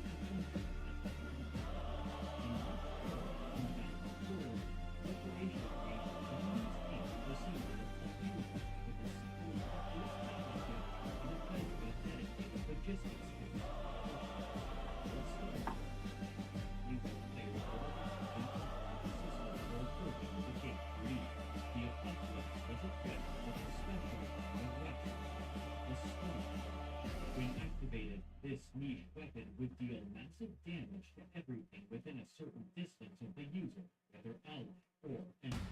As soon as ships appeared, the pilot of the Apocalypse activated his multiplier, and his targets were instantly destroyed. As ULI was a system with a 1.0 security rating, people appeared almost instantly in order to destroy the offending player. But as soon as they did, the logistics ships began returning just outside of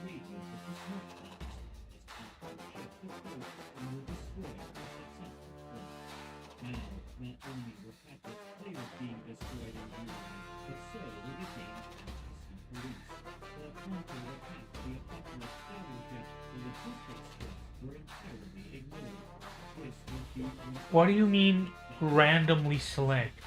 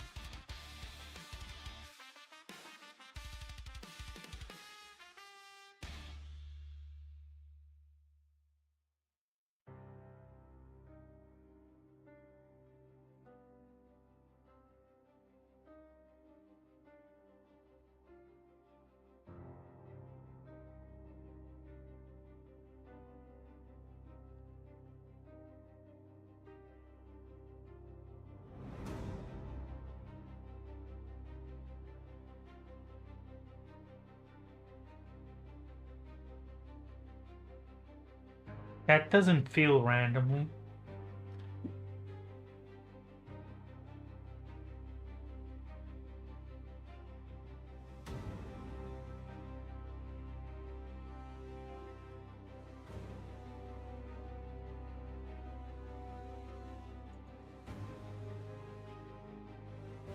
First of all, there are 5 objective markers. This is, as you could have surmised by my error in my previous message, this is tipping point.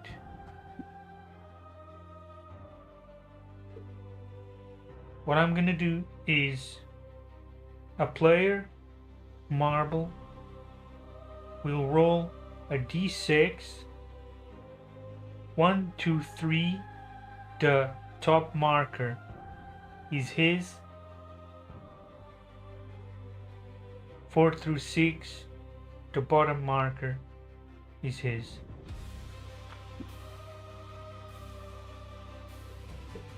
That's random.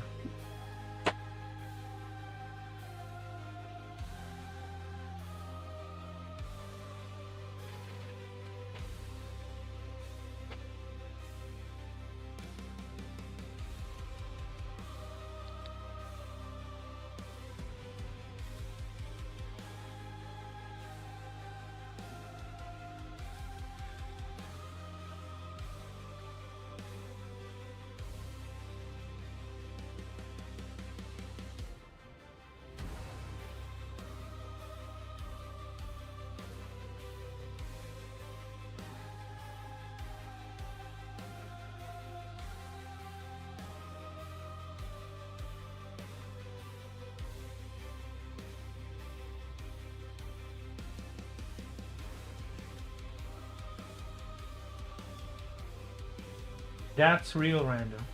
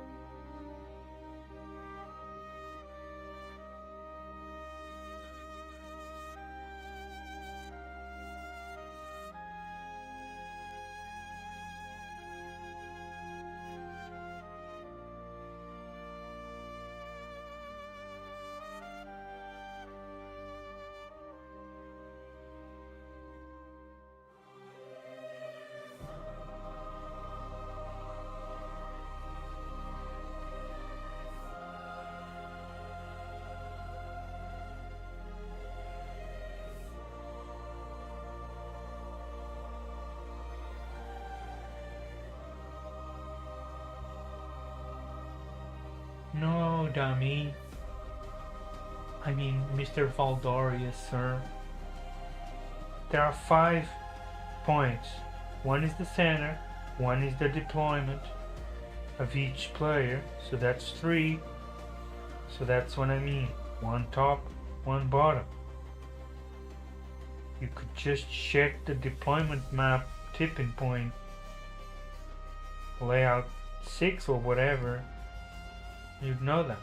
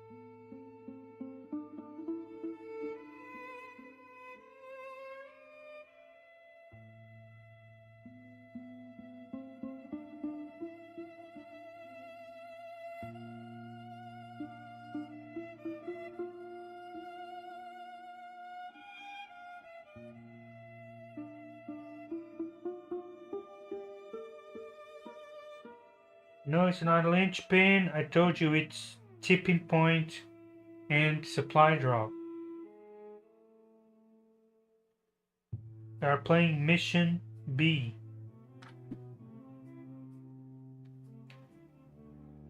Sorry, I mean supply drop, tipping point, mission B.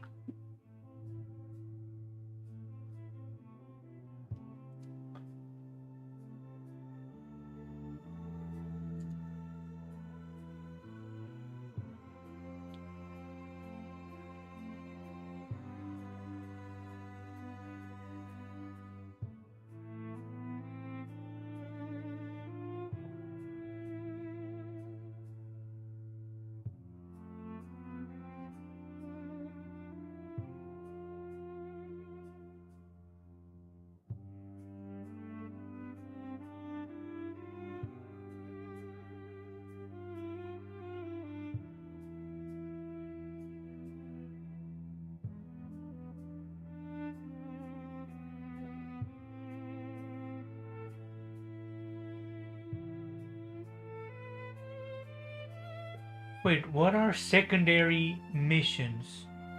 Is it the ones that you get the cards?